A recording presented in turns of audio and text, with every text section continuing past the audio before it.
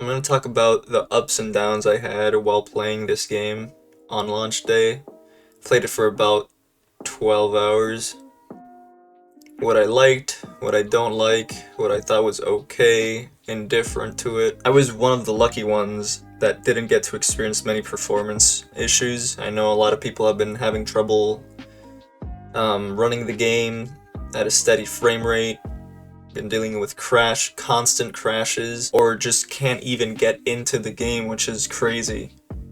I didn't have the only performance wise issue I had was a loading screen that just wouldn't load, and it was me trying to get into like the magistrate's main city hall or whatever. I was on like 75% load for like at least 5 minutes, so I had to force close the game, and then it had to repair whatever. Well, after that it was fine. That's the only hiccup. So overall, my experience, I'd give it like probably a 7.5 out of 10.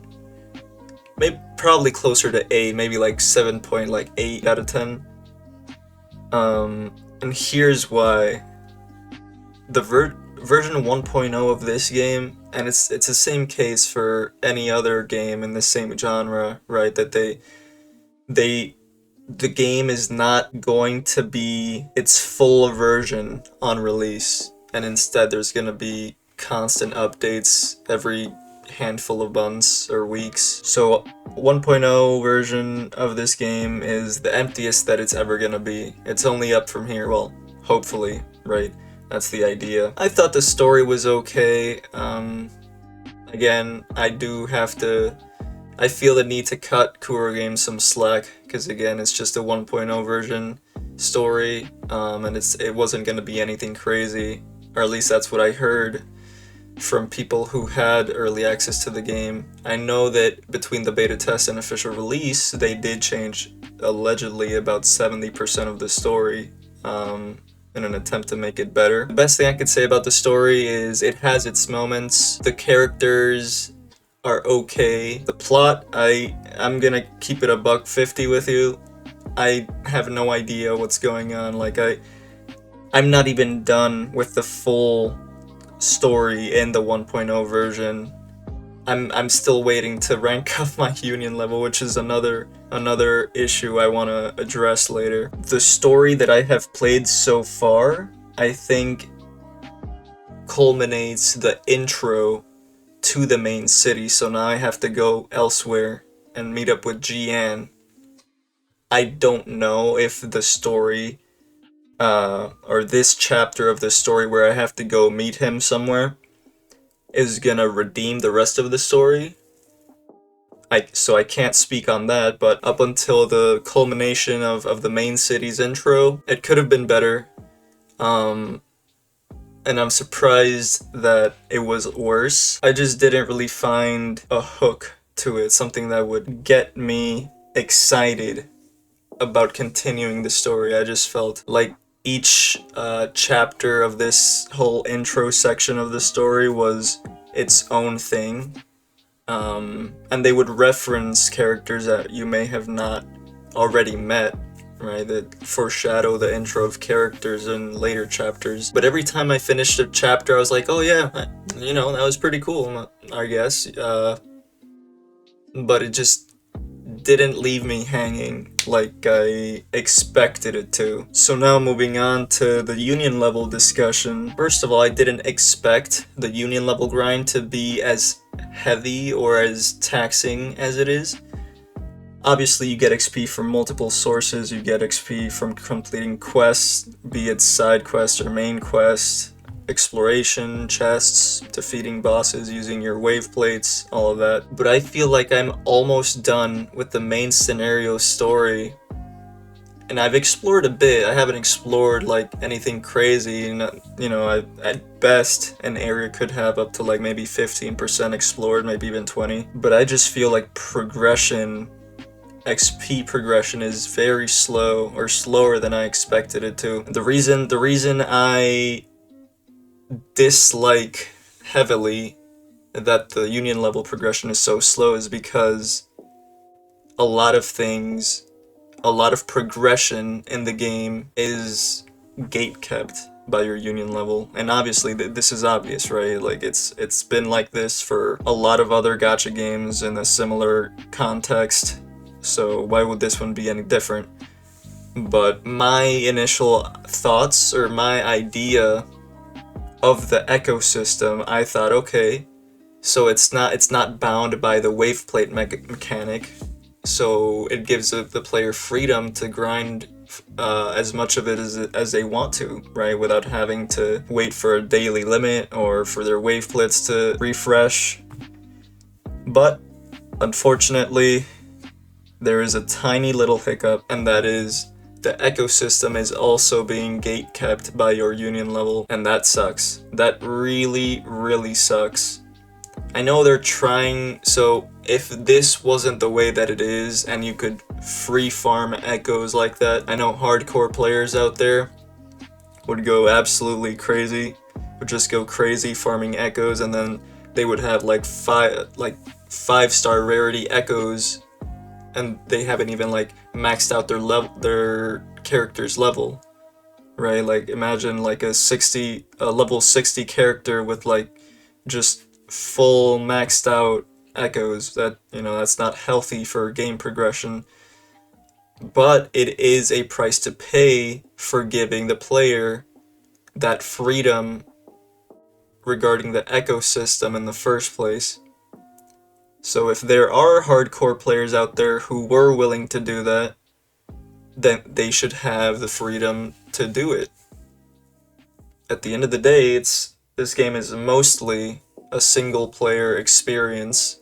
It's not like the game health of progression is going to be affected because other people are just going to continue progressing as normally, right? Like most of us. So it's just disappointing, to say the least, that you have to progress union level in order to progress in the databank level. Take me as an example. I'm level 19, union level 19, and I have more than enough XP to level up my databank from 7 to like probably 9, because the XP just keeps building upon itself, but you're still gonna be level 7 until you hit union level 20. Another reason why I dislike the slow progression in the union level system is because co-op is unlocked at union level 25. I know that as time goes on and quests for the main scenario and event quests and all the like keep being added into the game, this is all gonna just fade into nothingness, right? These problems that I have are just gonna disappear for the new players that join at that point in the game's lifespan.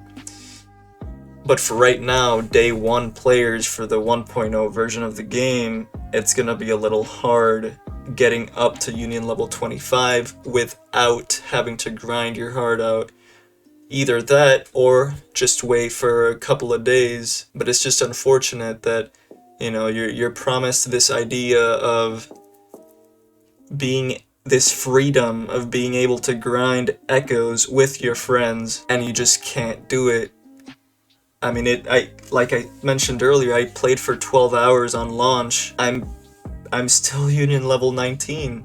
I mean, it's gonna take another hefty grinding session to get all the way up to 25. But yeah, this is pretty much like my main concerns with the game. And if you skip the entire rant I just gave, here's a summary for you. I don't like the story. I think it could be better. I think they should, I know that they can do a better job of it. 2, I don't like that the union level progression is so slow. Especially considering that like the maximum union level in this game is like 80, which is insane. But that's a whole can of worms that we won't experience for a long time, assuming that we're still playing the game after like a year. Everything else about the game feels really good. There are some tiny details that I think could use a bit of a tune-up. I'll quickly just breeze through these. I've got a small list of them. When you defeat an enemy and they do drop an echo, the silhouette for it is a little hard to see, and I have no doubt in my mind that I've missed a handful of them already. But there is a silver lining, there is an audio cue whenever a defeated enemy drops an echo. So the only scenario, I guess, or the most common scenario where you could miss an echo because its silhouette is a little hard to see, is when you're like fighting multiple enemies at a time, like a group of enemies, right? And then everything is going on and you're just focused on taking down the enemies. And then at the end of the battle, ideally, you would like collect the echoes. But sometimes there's more than one echo drop, and say you get one of the echo drops and you just don't see that there's another one right there, and that's, again, it's a little niche detail, but definitely I think making the echo silhouette a little easier to see would be part of that quality of life update. This one is a little more concerning and bothersome, and it's that enemies, when they're taken out of like their designated area of like being where they're supposed to be in the overworld, you're fighting, you get a little too far, and they just reset. They go back to their OG area, and their health just goes back to full. And that's annoying, especially when you're fighting like these elite enemies that have like the glowing red aura around them. I have a video on that, by the way, so you should probably go check that out. Say you're underleveled, you're fighting like a super strong enemy, you've got them down to like half health, you get a little too far from their designated area, boom, they're gone. I think, as a suggestion, Kuro Games should make the wander radius from the enemy's original area a little longer. This could be a pro and a con.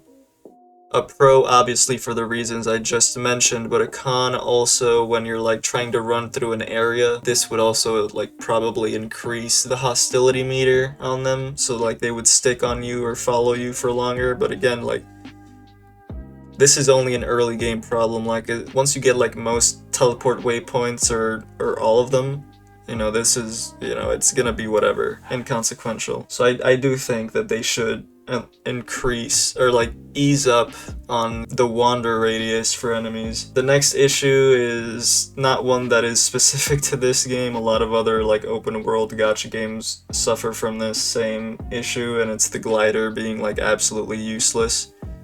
Well, I wouldn't say absolutely useless, but it could be so much better if it was faster. So in this game, you don't consume stamina for running unless you're in combat.